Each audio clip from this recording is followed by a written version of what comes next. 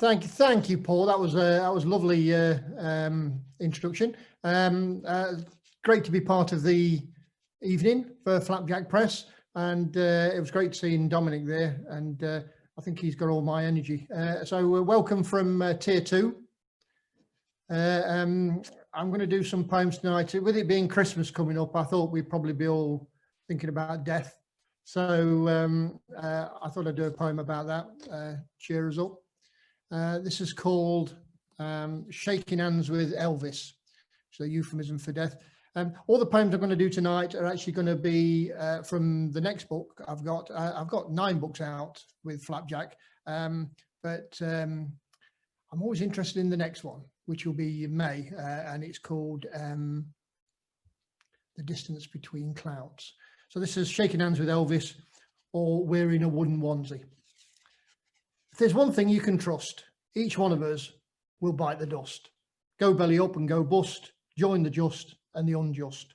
Kick the can, pay the ferryman, buy the farm, lose our charm, go west, put on a pine vest, snooze under the soil, shuffle off this mortal coil, come to terms, count the worms, croak, choke, go up in smoke, become an ex-gal or an ex-bloke, greet the grim reaper, become a late sleeper, disappear from the map, take a dirt nap, fall from our perch, spend half a day at church, lose the life force, ride the pale horse, take the last bus, become posthumous, cross the river Styx, snuff out the candlesticks, check into Motel Deep Six, pop our clogs, meet Hades' dogs, melt into the mass, lie on the wrong side of the grass, kick the bucket, tell life to fuck it, give up the ghost, become toast, be gone for a Burton, pass through the curtain, cash in our chips, pucker our lips, kiss our ass goodbye and die. Our final form filled in, Elvis has left the building. So that's the first one. And people have been saying during the virus that we're all in the same boat, which is untrue. We are all in the same storm, but not necessarily in the same boat. It's a little poem called A Second Boat Amid the Storm. A second boat amid the storm shouldn't sail too close. Waves are harsh enough without a clash of bows. A second boat amid the storm shouldn't drift in the dark. You may be their only salvation. They may be yours. So I've been thinking about the way our future looks, and obviously we're going to have a vaccination soon. This is a previous vaccination. I don't really can see it there if I move out there. So we've been in this situation before, and we must find a way of actually piecing together a new future. And I was thinking of the way we piece together jigsaws. So this is called You Can Take Nothing From Me That Death Hasn't Already Got Its Eye On. First, I look for straight edges and corners, then I search out eyes, then faces, then hands. There is a solace in making sense of a jigsaw. Next, I look for lines and patterns, the scarcest shade, the obvious and less obvious features. Then pieces that contain more than one colour or display some detail, however small. Then those with a change of tone. Finally, I consider the curved shapes, using trial and error, until eventually the image is complete. It is an exercise in solitude, almost of prayer, irrespective of the final picture. This little picture behind me make a nice jigsaw. So G.K. Chesterton said that there's poets have been mysteriously silent on the subject of cheese. Not strictly true. Auden did say that a poet should be like a valley cheese in that they should be local, but known everywhere and prized everywhere. So coming from Nottingham, I tend to think of my poetry as a bit like Stilton, in that it stinks, it's hard to swallow, and there's some blue bits in it. It's called Homage to Fromage, and it's got 29 cheeses in this, so listen carefully. I'm thinking I'll dish up some stinking bishop and a chunk of Cheshire, always a pleasure. I'm having an affair with camembert. I'm more than a fan of parmesan. For mascarpone, I've no acrimony. Edam, I can eat by the kilogram. On the goodness of Gouda, I couldn't shout louder, but feta is better, like giving yourself a lactose love letter. Mozzarella is stellar. With Wensleydale, you can hardly fail. You can add double Gloucester to that roster. Emmental is no risk at all. I often request a red Leicester, and I've not forgot a fresh ricotta. In any lunch pack, I never lack Monterey Jack, though a Kraft cheese slice can oft suffice. Maybe I'll wrangle some brie or a triangle of Dairy Lee, and what could be cooler than a squirt of Premula? Even Babybel goes down well, though Philadelphia is healthier. And of course, cheddar, there's nothing better. Blue vein, I might try again, although halloumi is a lot less fumey. My curd-based tastes are fairly broad. I never get bored of the cheese board, but Gorgonzola tastes like dairy Ebola, like being French kissed by a dead Ayatollah, or your tongue run over by a septic steamroller. And L would have to freeze before I eat vegan cheese.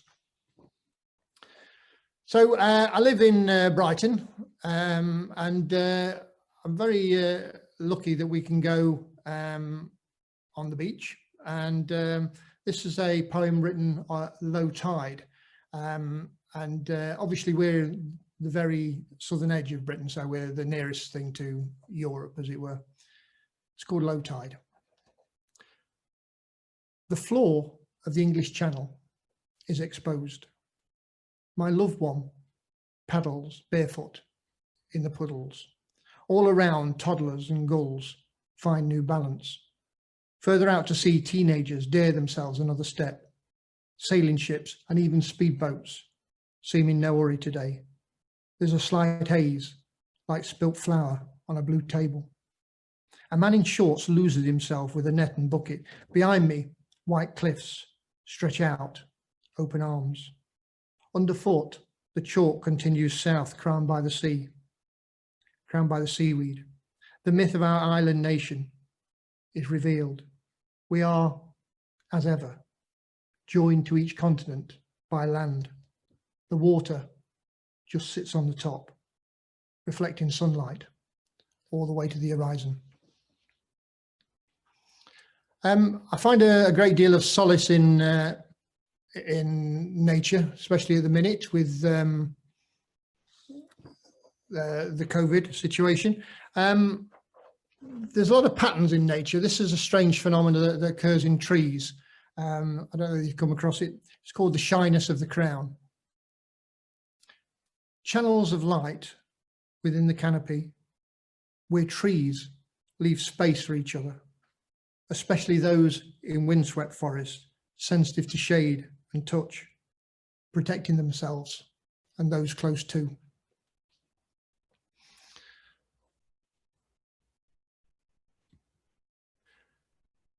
It is a strange phenomena. I don't know whether you've ever come across it. Quite beautiful in a way.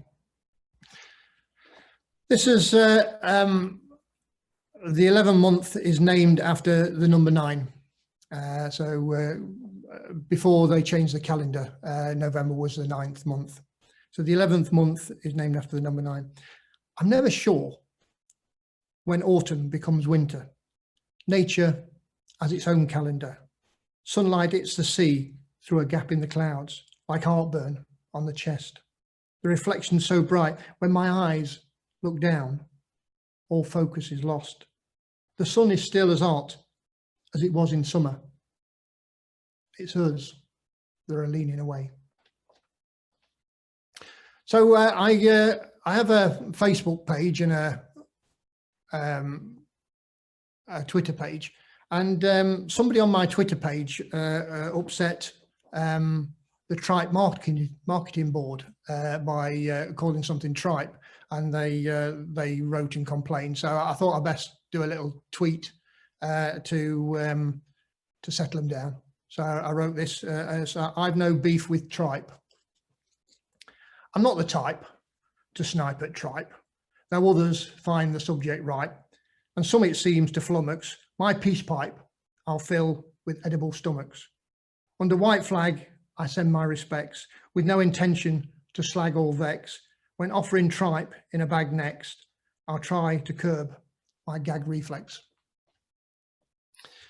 So Lem does a poem every morning, my old mate Lem, and he does one about dawn, and I managed to get up early one morning, so I took this picture and I wrote this. It's called Morning Poem to Lem Sissay.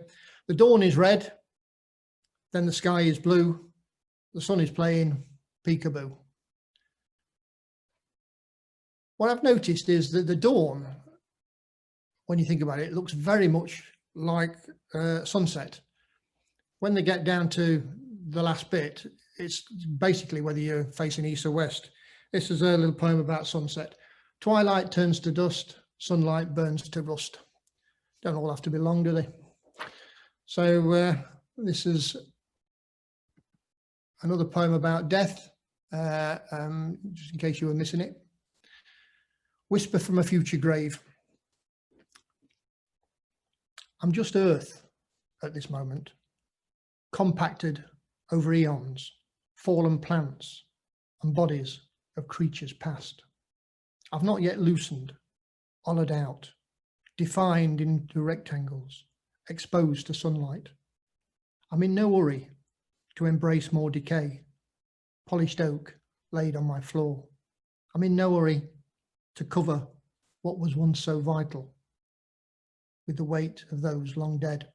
I'm in no hurry to hold a stone marker telling of those you loved and of those who loved you.